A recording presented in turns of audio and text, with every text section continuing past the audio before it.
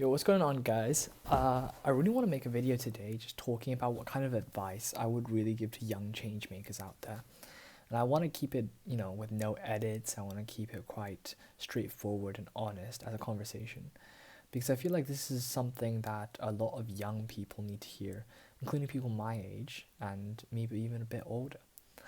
I feel like one of the most restricting things is that we are put through a school system that, especially here in the UK and also, in many Asian countries where I used to come from, people are not taught the way to creatively think.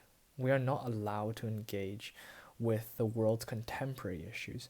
Rather, we are forced to learn textbook material. And I feel like that is very detrimental towards, personal growth and also pursuing something as creative and as explorational as entrepreneurship.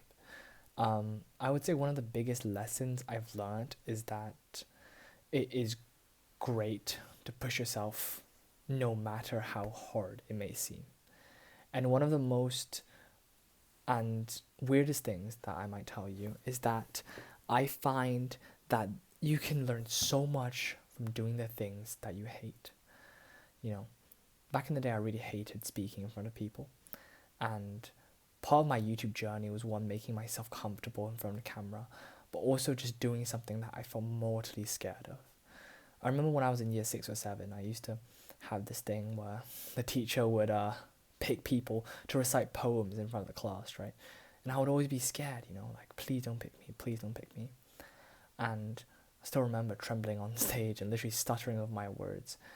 And I was devastated because, I was looked down by my teacher, I was looked down by my classmates because I couldn't, recite a poem. But fast forward to now, I'm one of the most confident public speakers, I would say, of my age, because of how much practice I put myself through, both on camera, on YouTube, on Spotify, which I host a podcast, but also in day-to-day life where I try to host musicals now in school, And it's one of these things where you just have to really push yourself to do. You have to engage actively, and sometimes doing what you hate would actually make you love it.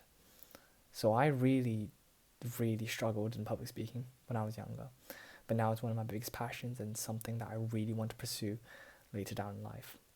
And I really can't stress enough how important it is to have an open mind. I feel like nowadays people judge too quickly.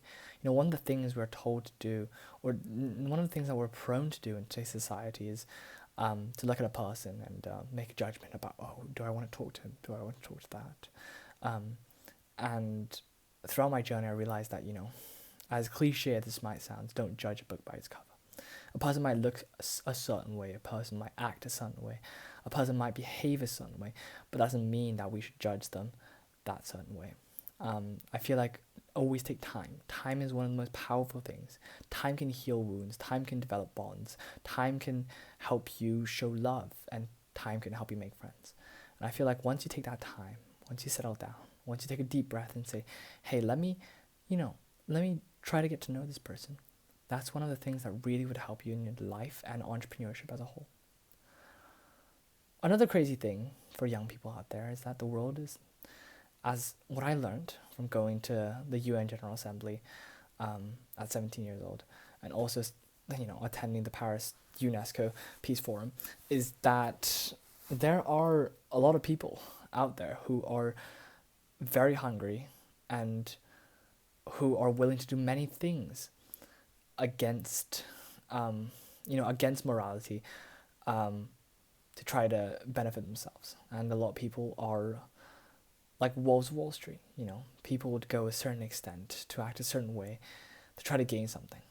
And it's a really harsh reality that we need to embrace and to realize, okay, this is human nature, and people are always going to be like that.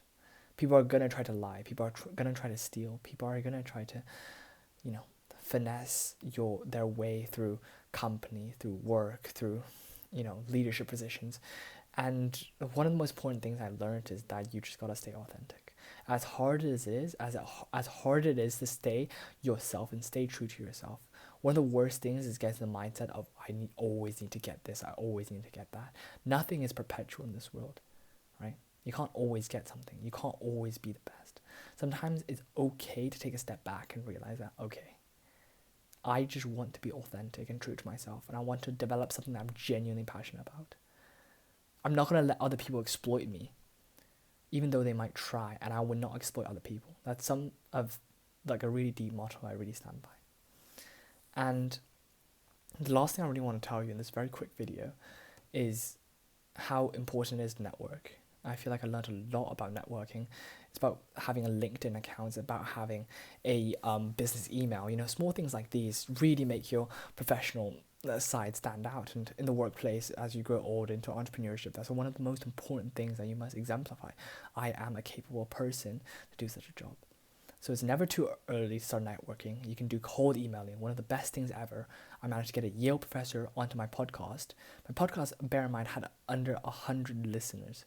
But I managed to get a Yale professor by cold emailing them and showing that I am genuinely interested in her research and I would love to invite her. And this is a few lessons that I really want to say today for young entrepreneurs out there. Thank you so much. I'll see you in the next one. Bye-bye.